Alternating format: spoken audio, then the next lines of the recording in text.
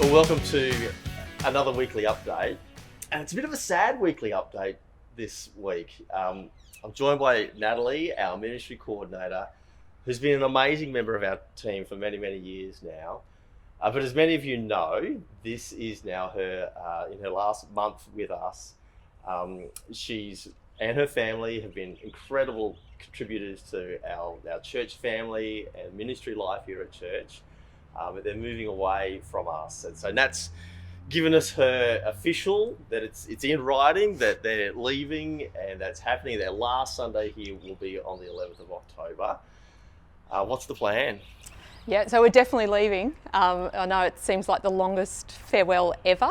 But yeah, we'll be leaving, and one of you said to me the other day, "Oh, did you think about us when you decided to leave?" And I think our grief probably started 12 months ago when this was all starting to come together. And I think for a fortnight I was just waking up in tears and with thoughts of you all in my head. And I think just even that time I just realised, when Paul is just so upset on leaving his church family, there's a passage in Thessalonians that I just want to read to you. He said, "We loved you so much that we were delighted to share with you not only the gospel of God but our lives as well, because you had become so dear to us." And that's really true for us as a new family as we say our goodbyes. But yes, we're truly going. Like you were, The plan. And going to where? Yep. Yeah, so there's things that we do know, a lot that we don't. The plan's to head to the Sunshine Coast. So things that we're sure of, the girls are enrolled at a school up there. Toby's decided he's going to uni up there.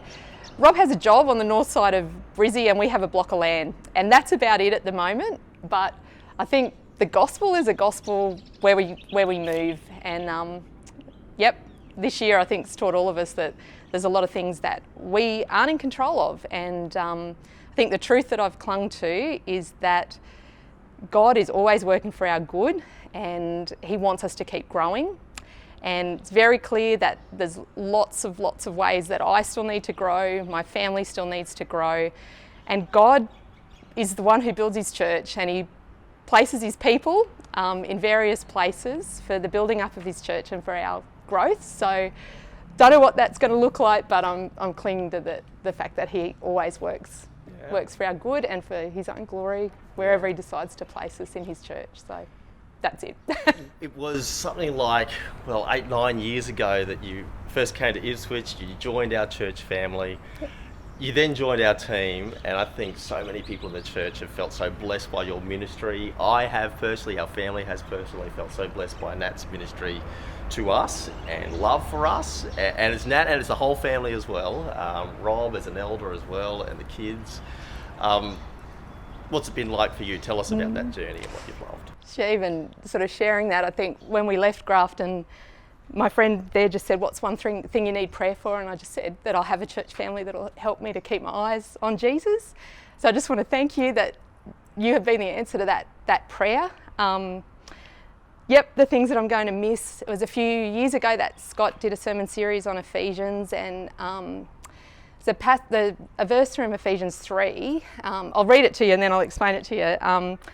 Ephesians 3:10 just says, God's purpose in all this was to use the church to display his wisdom in its rich variety to all the unseen rulers and authorities in the heavenly places.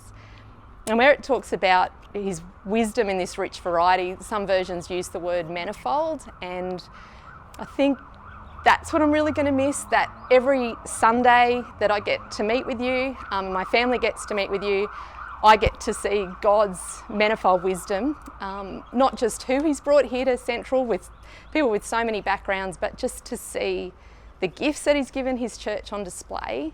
I share with you and I just see you persevere when things are really hard. I just see your kindness and just your generosity through your prayer lives. I see you prepared to be broken over people who are lost, and also things in this world that are still really, really broken, and also just to grow in honesty about our sin. And so every Sunday has just been such a blessing and a building up for me when I've just been able to see God's manifold wisdom demonstrated through Central Church. So yeah, I know that'll happen at our next church family, but yeah, you're very dear to us.